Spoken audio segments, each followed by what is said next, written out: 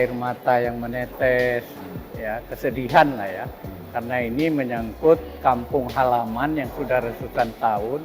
Ya bayangkan saja kalau saya diusir dari kampung saya itu bagaimana gitu loh. Yang terjadi adalah pengusiran paksa gitu, dari warga. Dan itu pelanggaran HAM berat. Untuk meminta rakyat yang sedang ditahan, yang saat ini sejak tanggal 7 September yang lalu tuh masih ditahan. Ada apa ini? Nah, minta ini supaya dilepaskan.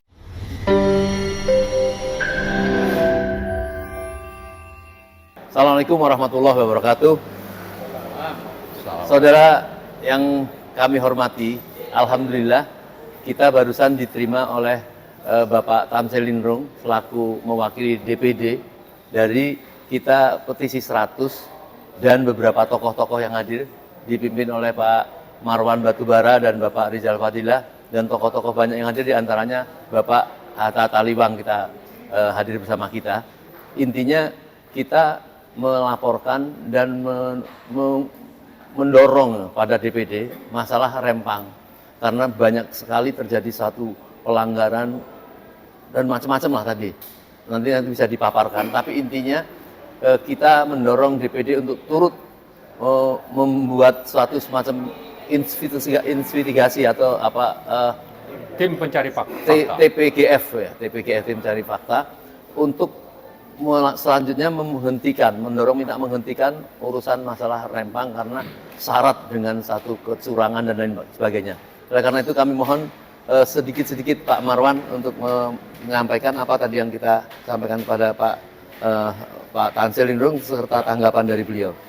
Ya, jadi prinsipnya petisi 100 itu mengungkap berbagai pelanggaran undang-undang dan peraturan.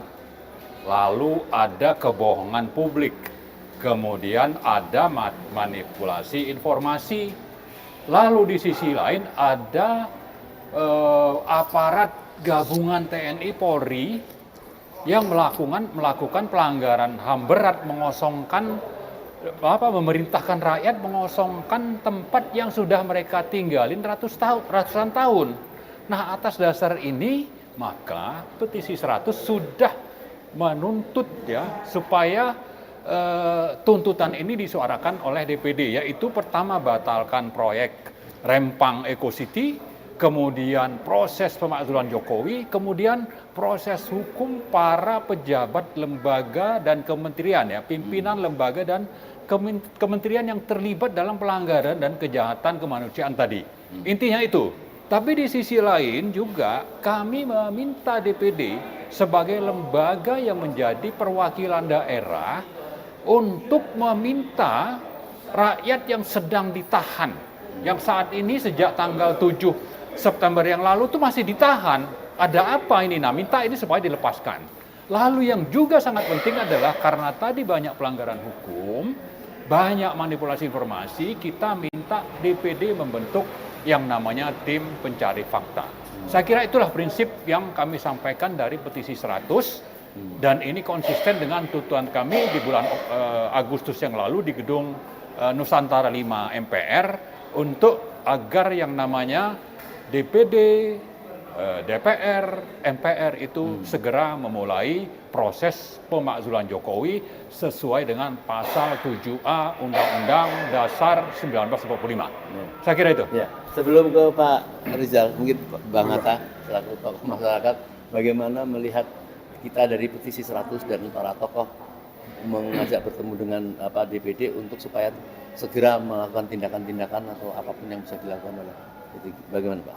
Oh iya, tentu ini sesuatu yang positif ya. Ya. Kita atau teman-teman, walaupun saya juga dari petisi 100, ya tentu sangat peduli di atas isu ini. Ada keprihatinan, ada air mata yang menetes, ya kesedihan lah ya. Karena ini menyangkut kampung halaman yang sudah ratusan tahun. Ya bayangkan saja kalau saya diusir dari kampung saya itu bagaimana gitu loh perasaan. Ini yang membuat kita harus ada solidaritas terhadap nasib rakyat Rempang itu.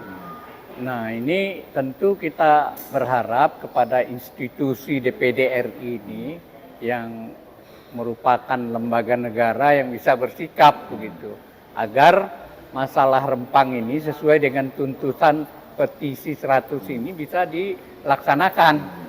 Antara lain yang penting itu batalkan atau tolak pengusiran rakyat dan sebagainya itu. Ya. Lalu rakyat yang sudah ditahan itu supaya dibebaskan. Itu dan lain-lain. Pokoknya kita semangat, bahkan saya merekomendasikan agar petisi 100 ini segera datang ke sana untuk ikut merasakan langsung.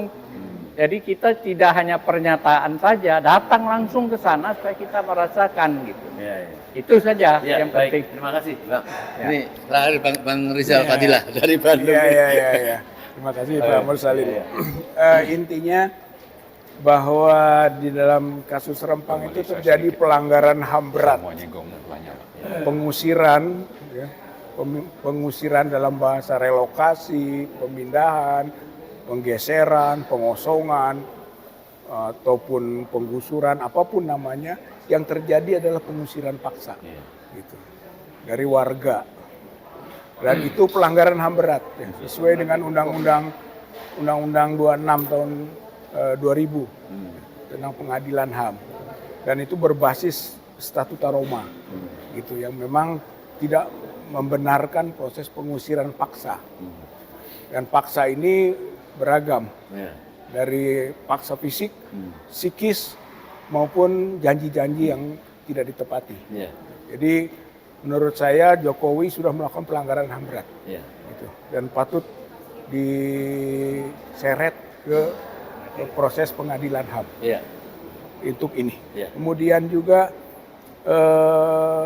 melakukan kebohongan yang telah menimbulkan keonaran, Pak. Jadi keonaran terbukti sekarang, Ya. gitu kan. Awalnya kebohongan, manipulasi fakta, data, gitu kan, dan berbagai lah ungkapan-ungkapan yang tidak terbukti sebenarnya. Jadi pasal 14 Ya. Ya. Undang-Undang 1 1946 bisa dikenakan kepada Pak Jokowi, Ya, ya. karena beliau lah yang memulai, gitu kan, dari MOU dengan Cina yang membuat two country twin parks, Ya. gitu. Jadi begitu dekatnya hubungan Indonesia dengan Cina, sampai-sampai melakukan berbagai upaya yang telah menimbulkan keonaran. Ya. Kemudian satu lagi adalah pengkhianatan negara. Karena ini adalah bagian upaya menyerahkan, gitu kan, sebagian wilayah Indonesia kepada asing, Ya. Ya. gitu, melalui bahasa investasi. Ya. Investasi itu hanya sarana, alat, narasi Ya. untuk hakikatnya aneksasi, Ya. gitu kan, penguasaan. Ya. Ya. Dan ini menyangkut keamanan negara.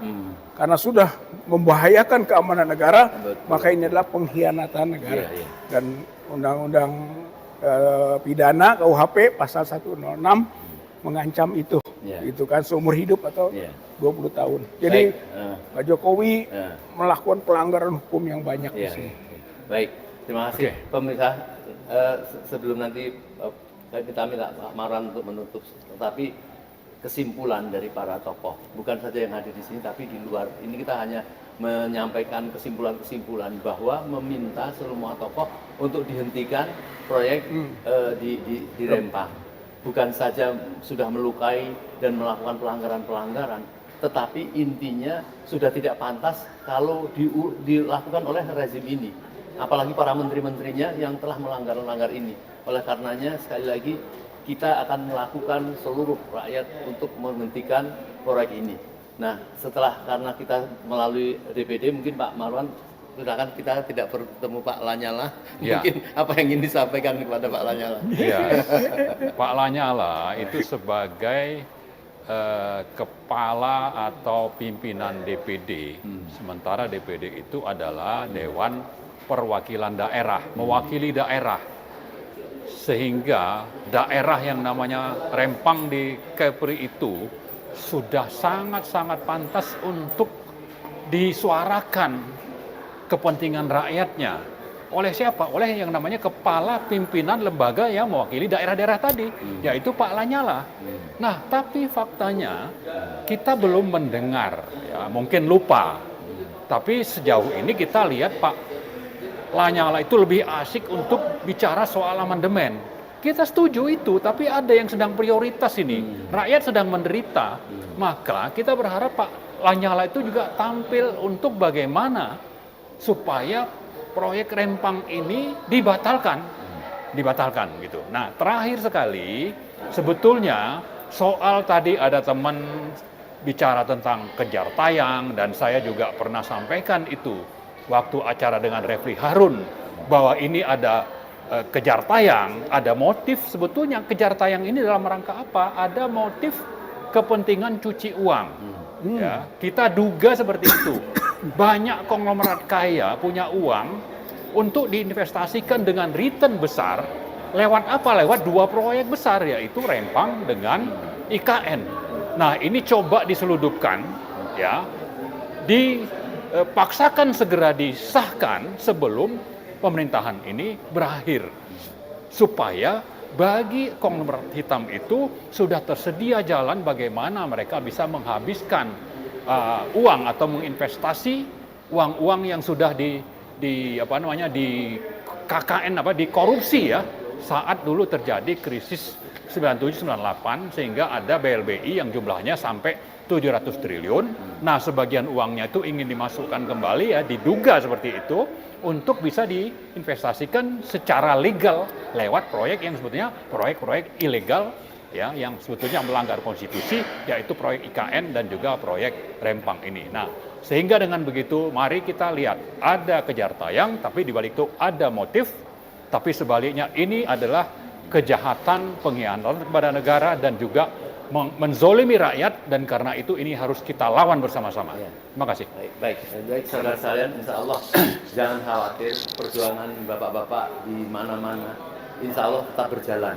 Ya. Tadi sudah direncanakan bahwa kita akan bersama-sama di PD terus melangkah ke sana, melakukan bukan saja investigasi, tetapi membuat suatu keputusan-keputusan dari sana.